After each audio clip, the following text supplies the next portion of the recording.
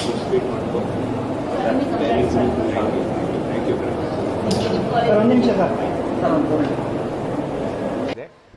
ಬಹು ನಿರೀಕ್ಷಿತ ಇತ್ತು.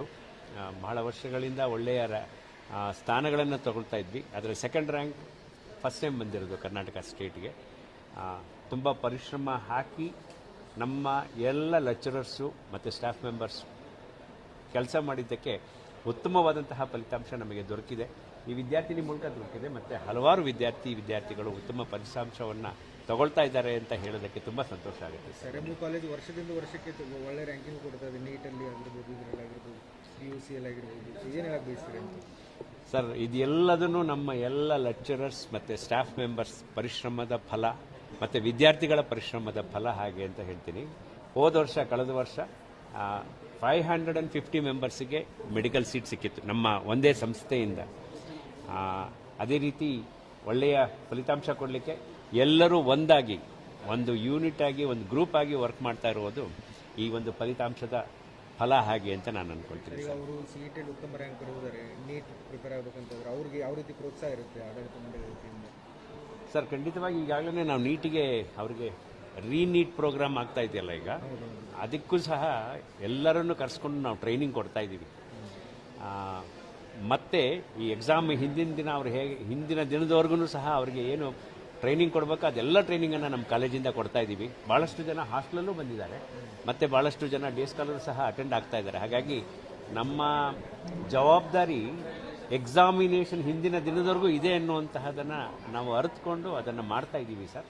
ಅವರಿಗೂ ಸಹ ಅದೆಲ್ಲ ಪರಿಶ್ರಮದಿಂದ ಟ್ರೈನಿಂಗನ್ನು ಕೊಡ್ತಾ ಇದ್ದೀವಿ ನಾವು ಈಗಲೂ ಸರ್. ಅವರ ತಾಯಿಯವರು ಸೆಕೆಂಡ್ ರ್ಯಾಂಕ್ ಬಂದಿದ್ದಾರೆ. ಹೌದು. ಮೊದಲನೇದಾಗಿ ಅವಳಿಗೆ ನಾನು ಅಭಿನಂದಿಸಬೇಕಾಗತ್ತೆ.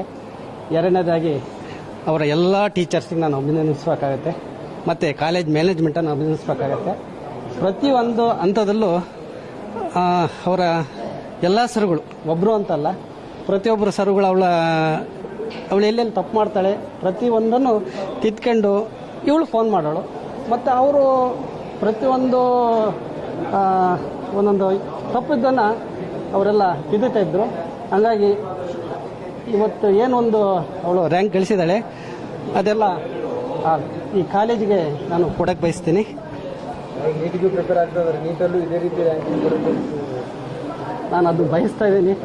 ಅದನ್ನು ಅವಳು ಮಾಡಿ ತೋರಿಸ್ಬೇಕು ಅಂತ ನನ್ನ ಒಂದು ಆಸೆ.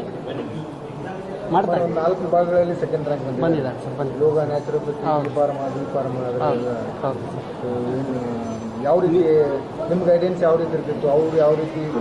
ಅವಳು ಮೊದಲಿಂದಲೂ ಒಂಥರ ಹಾರ್ಡ್ ವರ್ಕು. ಅವಳು ಅಂದ್ಕೊಂಡದ್ದನ್ನು ಬಿಡೋದಿಲ್ಲ. ಹಾರ್ಡ್ ವರ್ಕ್ ಆದರೂ ಪ್ರಯತ್ನ ಮಾಡ್ತಾಳೆ. ಅದಕ್ಕೆ ನಾನು ಸಪೋರ್ಟ್ ಮಾಡಿದ್ದೀನಿ ಸರ್. ಅಷ್ಟೇ. ವಿದ್ಯಾರ್ಥಿಗಳು ಪೇರೆಂಟ್ಸ್ಗೆ ಏನು ಹೇಳಕ್ಕೆ ಬಯಸ್ತೀರಿ? ಏನಿಲ್ಲ, ಮಕ್ಕಳು ಅವ್ರು ಏನು ಬಯಸ್ತಾರೋ ಅವರಿಗೆ ನಾವು ಎಂಕರೇಜ್ ಮಾಡಬೇಕು. ಪ್ರತಿಯೊಂದರಲ್ಲೂ ಅವರ ಬೆನ್ನೆಲುಬಾಗಿ ನಿಂತು ಅವರಿಗೆ ಎಂಕರೇಜ್ ಮಾಡಬೇಕು. ಮಕ್ಕಳು ಅವರ ಕೆಲಸವನ್ನು ಅವ್ರು ಮಾಡೇ ಮಾಡ್ತಾರೆ. ನಿಮ್ಮೂರತ್ತೆ ಯಾವ ಸರ್? ನಿಮ್ಮೂರು ಯಾವ? ನನ್ನ ಹೆಸರು ಡಾಕ್ಟರ್ ಶಿವಮೂರ್ತಿ ಅಂತ, ವೆಟರ್ನರಿ ಆಫೀಸರು, ಚನ್ನಗಿರಿ ತಾಲೂಕಿನಲ್ಲಿ ವರ್ಕ್ ಮಾಡ್ತಾ ಇದ್ದೀವಿ. ನಮ್ಮೂರ ಊರು ಹರಳಕಟ್ಟ ಅಂತ, Hebligere post, Channagiri taluk. Sir, sir ಇವಳು ಮೊದಲಿನ ಮಗಳು, ಇನ್ನೊಬ್ಳು ಎರಡನೇಳು. ಈ ಸರಿ ಅವಳು 10th ಓದ್ತಾರೆ. ಎಕ್ಸ್ಪೆಕ್ಟೇಷನ್ ಮಾಡಿದ್ವಿ.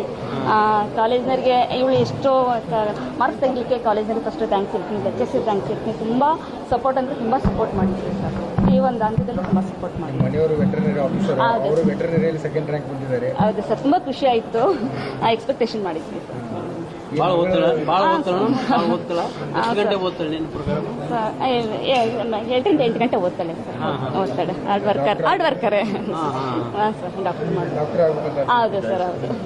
ನಮ್ದೇನಿಲ್ಲ, ಅವಳದು ಸರ್. ಹಾಂ ಸರ್, ನೀಟಿಗೆ ಪ್ರಿಪೇರ್ ಮಾಡ್ತಾ ಇದ್ದೀವಿ. 4 ವಿಭಾಗಗಳಲ್ಲಿ ಸೆಕೆಂಡ್ ರ್ಯಾಂಕ್ ಬಂದಿದ್ದಾರೆ. ಹಾಂ ಸರ್. ಹೌದು ಸರ್, ಹೌದು ಸರ್, ಹೌದು. ಸ್ಟೇಟಿಗೆ ಸೆಕೆಂಡು, ಸ್ಟೇಟಿಗೆ 4th ಬಂದು.